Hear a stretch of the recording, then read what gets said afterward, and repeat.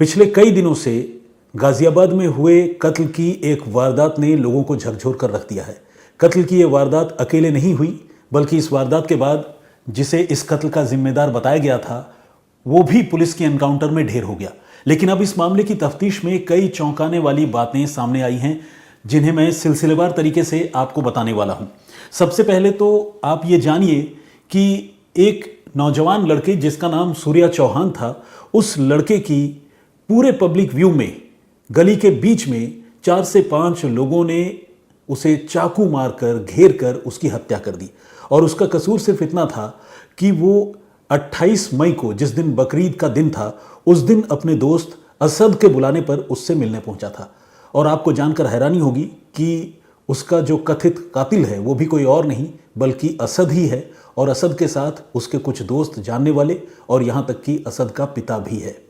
Police ने इस मामले में कई अहम खुलासे किए हैं। असद को एनकाउंटर में ढेर कर दिया गया है, उसके पिता नवाब को पुलिस ने गिरफ्तार कर लिया है, और साथ ही गिरफ्तार किया है फरहान को, जो कि असद का दोस्त बताया जाता है, और आसिफ नाम के एक लड़के को भी पुलिस ने हिरासत में ले रखा है। इस मामले में क्या कुछ चल रहा है और इसकी शुरुआत कहाँ से हुई, कब इस मामले में कौन सा मोड़ आया, आइए जल्दी से पूरी कहानी, पूरा घटनाक्रम आपको सिलसिलेवार तरीके से बताते हैं। लेकिन उससे पहले आपको यह भी बताते हैं कि इस मामले में असद के पिता नवाब का रोल क्या रहा। अगर पुलिस की तफ्तीश की बात करें तो पुलिस का यह कहना है कि जहां पर उसे अपने बेटे को कंट्रोल करना चाहिए था, अपराध के रास्ते पर बढ़ रहे अपने बेटे को रोकना चाहिए था, उसकी जगह नवाब ने बेटे और उसके दोस्त सूर्या के बीच में जो भी कहासुनी या लड़ाई झगड़ा हो रहा था उसमें और आग में घी डालने का काम किया। उसने भड़काया और असद को, उसके पिता नवाब ने असद से यह कहा कि आज इसकी कहानी यहीं ख़त्म कर दे। आप सोचिए, क्या कोई पिता अपने बेटे से ऐसा कुछ कह सकता है? और अगर कोई पिता ऐसा कहता है तो वो कितना गैर जिम्मेदार पिता होगा। शायद इसी की कीमत असद के पिता नवाब को अपने बेटे असद को खोकर चुकानी पड़ी। अब आइए आपको सिलसिलेवार तरीके से पूरा घटनाक्रम बताते हैं। 28 मई की यह बात है। सूर्या और असद दोस्त हुआ करते थे, लेकिन दोनों के बीच में किसी बात को लेकर पुरानी अनबन भी चली आ रही थी। असद ने सूर्या को इस दिन फ़ोन किया था और अपने मोहल्ले में, अपनी गली में बुलाया था। सूर्या चूंकि दोस्त था ही, बेशक अनबन थी, वो असद से मिलने पहुंच गया। लेकिन इसके बाद उसे नहीं पता था कि असद ने अपने साथियों के साथ सूर्या के लिए क्या तैयारी करके रखी है। सभी ने सूर्या को घेर लिया और चाकू से ताबड़तोड़ सूर्या पर वार करने लगे। पब्लिक व्यू में गली के बीच में एक नौजवान को कुछ लोगों ने कुछ नौजवानों घेर कर चाकुओं से मारना शुरू कर दिया, और वो लड़का सूर्या अपनी जान बचाने के लिए कई मीटर तक भागा, और भागने के बाद लड़खड़ाकर आखिरकार ज़मीन पर गिर गया, खून से लथपथ। उसे आसपास के लोगों ने उठाया और उठाकर अस्पताल पहुंचाया, मगर अस्पताल पहुंचाए जाने के बाद इलाज के दौरान उसकी मृत्यु हो गई। और इस तरह नौजवानों के बीच का एक झगड़ा, जिसमें चाकूबाजी हुई, छुरेबाजी हुई, वो कत्ल के संगीन मामले में तब्दील हो गया। इसके बाद जो कहानी सामने आई उसमें यह बताया गया कि असद ने सूर्या चौहान से ये कहा था कि आज बकरीद है, मेरे पास आओ, मिलने आओ। और सूर्या जब उससे मिलने पहुंचा तो असद ने उससे कथित तौर पर यह कहा कि आओ तुम्हें दिखाते हैं कि बकरा कैसे हलाल होता है।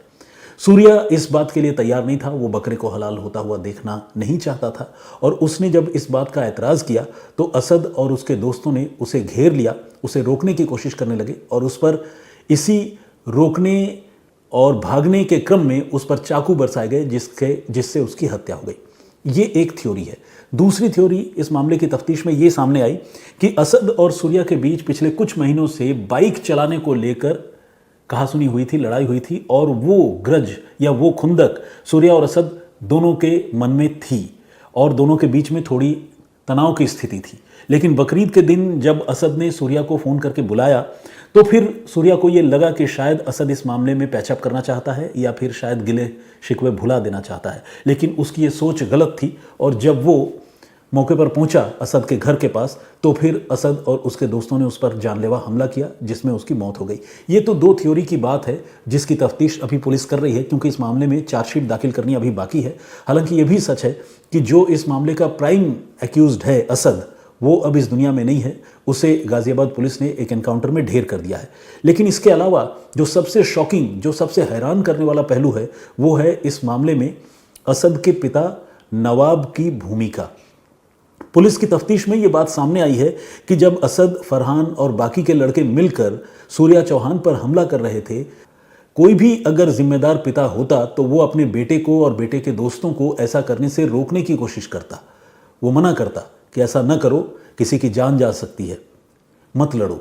लेकिन यहां पर मामला उल्टा था। नवाब ने कथित तौर पर अपने बेटे असद से यह कहा कि आज इसकी कहानी यहीं खत्म कर दी। अब आप सोचिए कि अगर कोई पिता अपने बेटे को इस तरह की बात कहता है और वो बेटा जो इम्पल्सिव बिहेव कर रहा है, जो ज़रूरत से ज़्यादा गुस्से में है, हाथ में चाकू लेकर अपने किसी दोस्त को मारने की कोशिश कर रहा है, अगर इस तरह का उकसावा उसे उसके पिता की तरफ से, उसके वालिद की तरफ से मिले तो फिर वो कहाँ कंट्रोल में रहने वाला है।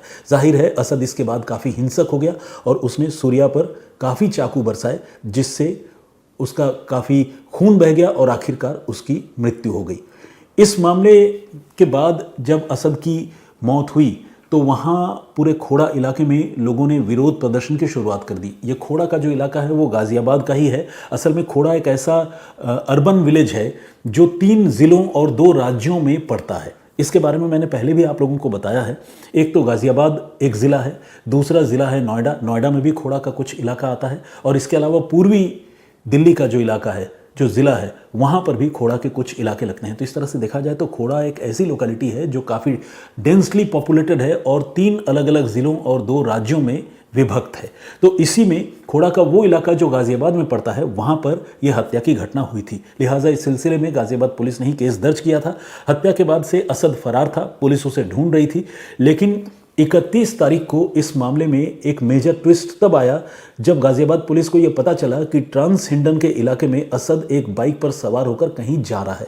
पुलिस को मुखबिरों से जब इस बारे में जानकारी मिली, इस बारे में खबर मिली, तो पुलिस वहाँ मौके पर पहुंची और पुलिस ने घेरेबंदी की, नाका लगाया।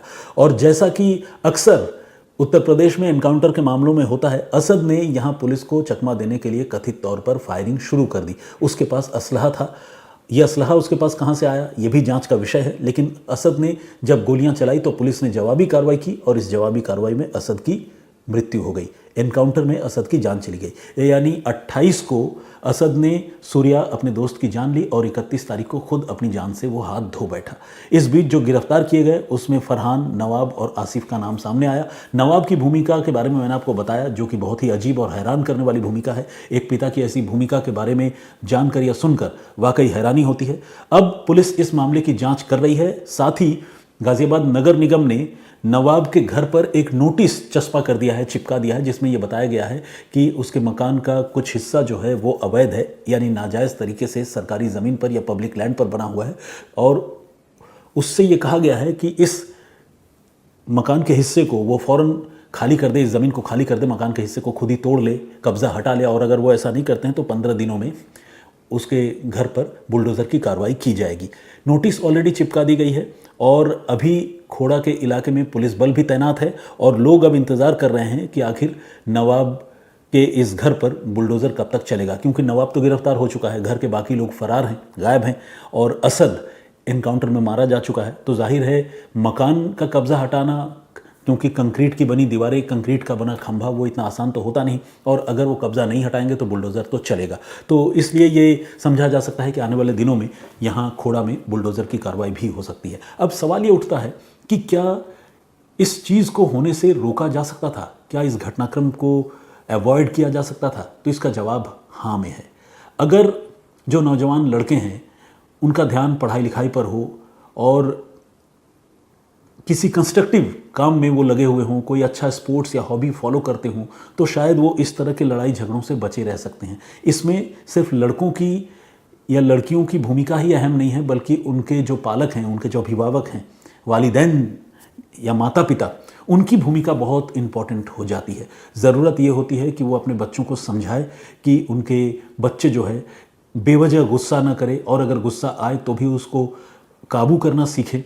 ऐसी कोई हरकत ना करे जिससे खुद अपनी और दूसरों की ज़िंदगी खतरे में आ जाए। लेकिन इस कहानी में मामला बिल्कुल उल्टा नज़र आता है, जिसमें एक बाप अपने बेटे को उल्टा कत्ल के लिए भड़काता हुआ दिखाई देता है, सुनाई देता है। पुलिस की तफ्तीश में कम से कम यही बात सामने आई है और ये एक बात की तरफ इशारा देता है कि अगर अभिभावकों ने अपने बेटे को, यानी नवाब ने अपने बेटे असद को कंट्रोल किया होता, समझाया होता, तो शायद असद भी आज जिंदा होता और सूर्या जो असद के हाथों उसके गुस्से का शिकार होकर जिसकी हत्या हो गई, जो मारा गया, वो भी आज इस दुनिया में होता और उसकी माँ ज़ारो कतार रो नहीं रही होती।